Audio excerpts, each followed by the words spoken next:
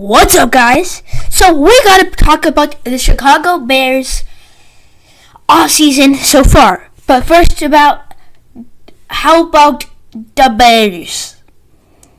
They've been doing good recently, but the thing we need to talk about today is their offseason. It might seem simple, but it is very important. Looking back to try to make the playoffs and in a couple years contend for the Super Bowl. So first of all, let's look at the main pieces about what this offseason is like. You get the main pieces, you get what that is, and then we need to determine what, and then we'll grade it on my opinions at the end of the video. So stay tuned for that.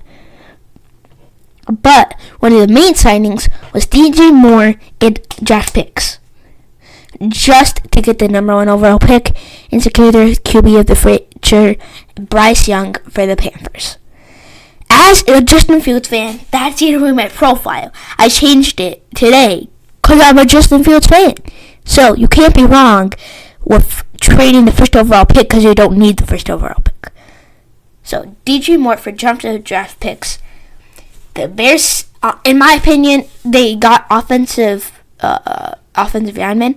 That is good. They need to have an offensive lineman. They have been struggling protecting their QB of the future, Justin Fields, which is going to impact. Shocker. It's going to impact. I don't get any of the talk why that won't impact them if their QB of the future, Justin Fields, is getting sacked over and over. Like, you just think he's going to get injured. He's already been. I'm going to look up all Justin Fields' injuries. It's just like, I am a huge Justin Fields.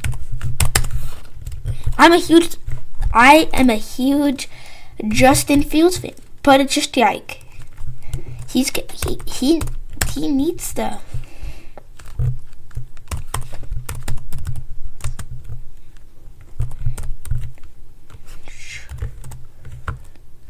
Alright, so Justin Fields' injury history.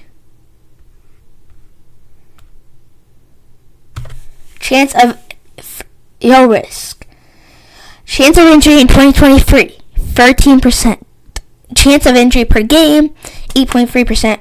Projected games missed, 2023, 2.80. It's almost 3. He is 6'3". Experience 2 years, age 24.3. So that, but if you look at his history, non-NFL, Fields re-aggravated the sprained MCL during the third quarter of Ohio State's sophomore game at Michigan. He managed to complete the game, which I don't know if he was supposed to. Fields sustained the sprained MCL during the game against Penn State, where he was available for the next game. Fields sustained a rib injury in the second quarter of Ohio State's Sugar Bowl semi-final matchup versus Clemson. And then his final non-NFL injury, hand thumb sprain. Fields had a right thumb sprain in the Big Ten Championship in December 2020. And then this is in August 18th, 2021. So this was in the preseason. Fields was battered by groin soreness ahead of the preseason game against Buffalo. And then November, one of the first weeks, chest rib fracture, which is not good. Fields suffered multiple cracked ribs in Chicago's Week 11 loss to the Baltimore Ravens. November 20th, 2022, shoulder abrasion. Fields prayed for the injury. He missed Week 12. January 1st, 2023, hip strain. Fields had an MRI which revealed the strain. He missed Week 18. So, if you're a Bears fan, you got to protect your QB of the future. So I overall like that decision by the Chicago Bears. So that is good by the Chicago Bears, knowing what the position they needed. And then DJ Moore. He is a great wide receiver. He's a wide receiver one that they desperately need. Moody was injured most of last year, if not, he was injured for like all of the second half. Cole Kmet, who's good wide tight end, but he can't do all that stuff by himself. Chase Claypool. I don't know what Chase Claypool was thinking. What's he thinking? I'm gonna POV. You're Chase Claypool. I'm gonna underperform because I got a second round pick for me. Just check. They got so much stuff for it. Well, they didn't get a lot of stuff, but for the player, Chase Claypool deserved what they gave for him. He was a great player. He was a good player, not great, but he was a good player in Pittsburgh. And then when he went over to Chicago, boom, he started being bad. It's just like, I cannot deal with Chase Claypool. I think they should trade him. That's a controversial move, but I think they should trade Chase Claypool. I got it just last year they traded for him.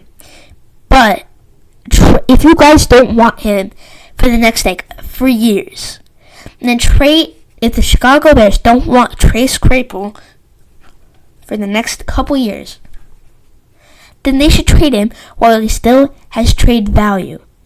Because he might not have trade value in the next couple years if he doesn't perform good during the next couple of years.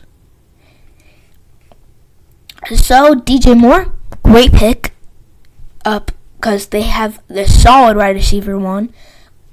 He had to deal with those bad QB play and Carolina, but I personally think, this is just my opinion though, DJ Moore is going to have one of the best years of his career, and Justin Fields is going to have the best year of his career so far. And then that offensive, I'm going to search his name up. He was a beast in college. I'm kind of surprised it fell to us, but I'm glad it fell to us. What?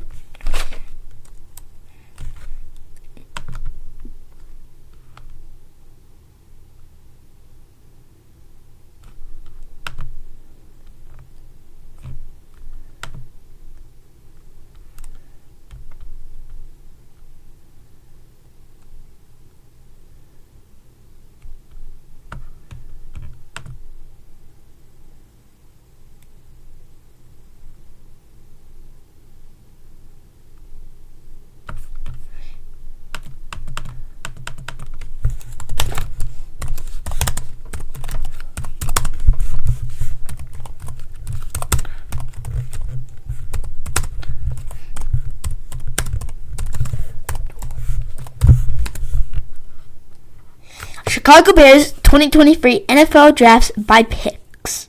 By round. I'm sorry about that. So round 1, pick 10 from Philadelphia. Alright. Darnell Wright. Offensive tackle, Tennessee. Round 2, pick 53 from Baltimore. Gavin Dexter. The defensive lineman, Florida. Round 2, pick 56 from Jacksonville. Tariq Stevenson, quarterback, Miami. Alright, so the Darnell Wright, great player. That might have been a reach. Beast in college. I don't think that was a reach. Some people might think that. But in my opinion, if you get a guy that can protect your QB of the, just quite frankly, your QB of the future, I think you're doing great. But the Chicago Bears, round 1, pick 10 from Philadelphia, Darnell Wright. That is going to help them. Do Bears have a first round pick obviously?